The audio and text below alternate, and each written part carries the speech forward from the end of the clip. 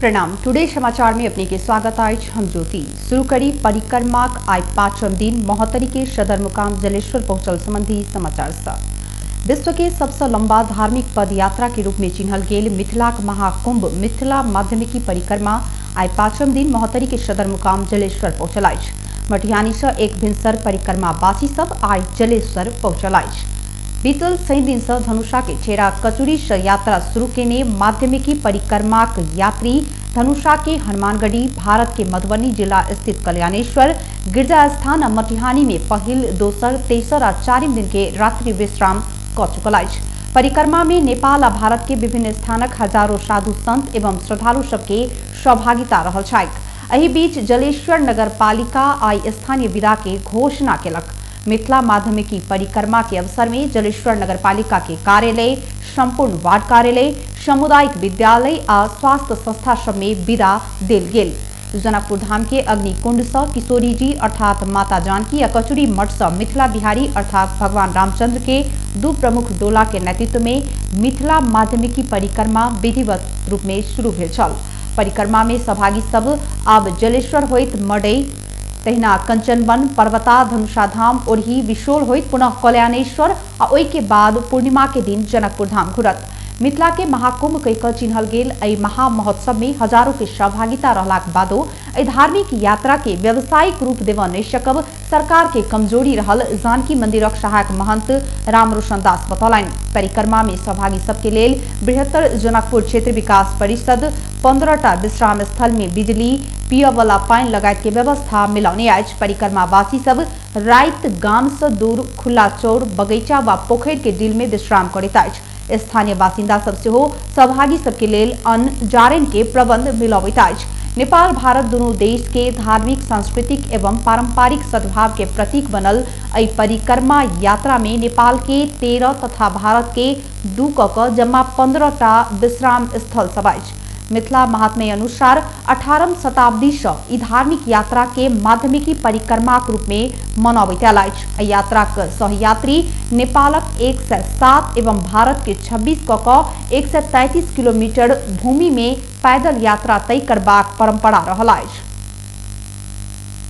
महोत्तरी के पिपरा गांवपालिका 5 स्थित सोहरबा से बेपत्ता भेल झा दंपति बेपत्ता प्रकरण में अनुसंधान के पाट जटिल बनैत गेलाक बाद सीआईबी अनुसंधान करऽ लागल अछि। घटना के 3 हफ्ता बीत चुकलाक बादो ओ सब अखनो नहीं भेटल छथि। प्रहरी 65 वर्षक मुसाफिर झा आ हुनकर 60 वर्षक पत्नी गीता देवी झा के खोजबीन तीव्र बनौलाक बादो एखनो धरि कोनो सुराग नहीं भेटल अछि। झा दंपति फागुन 11 गते सोम के राति घर में सुतल अवस्था में ओछाइन सहित बेपत्ता भेल छल। झा दंपति बेपत्ता भेल 23 दिन बाद केंद्रीय अनुसंधान ब्यूरो सीआईबी अनुसंधान करबाक बतौलक अछि।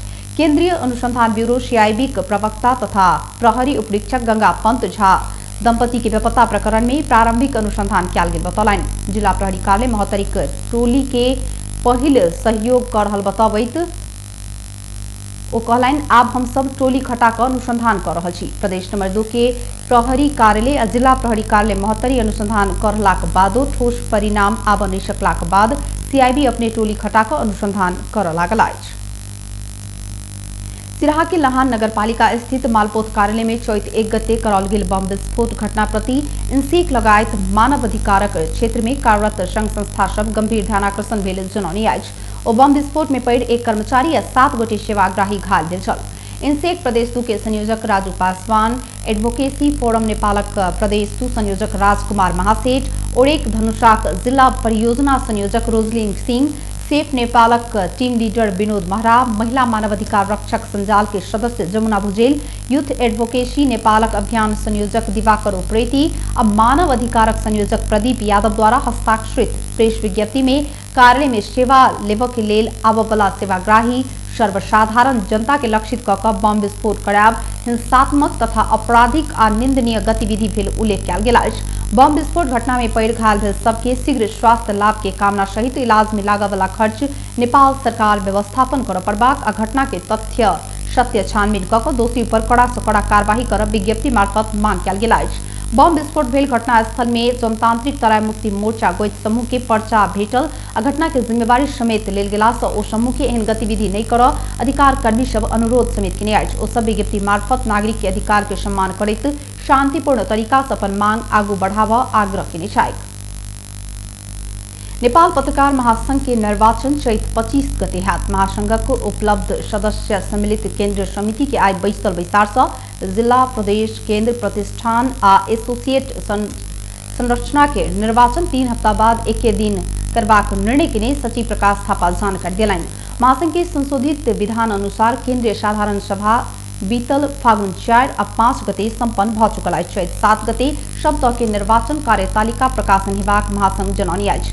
निर्वाचन की मिति तय भेल संगे आइएस पत्रकार कपिल काफ्लेक संयोजकत्व में गठित निर्वाचन समिति काज आगू बढ़ाने जनौने अछि।